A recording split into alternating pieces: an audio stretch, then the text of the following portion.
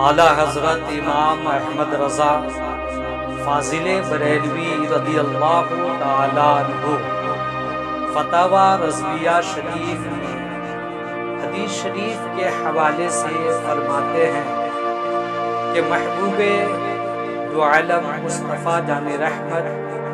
صلی اللہ تعالیٰ علیہ وسلم نے فرمایا کہ 3 ایسے شخص ہیں کہ اللہ تعالیٰ ان کے فرض و نفل اور کسی عمل کو قبول نہیں فرماتا۔ ان میں سے سب سے پہلا شخص وہ ہے جو ماں باپ کو ستاتا ہے اور تکلیف پہنچاتا ہے۔ اللہ تعالیٰ ہم سب کو اپنے ماں باپ کی خدمت کرنے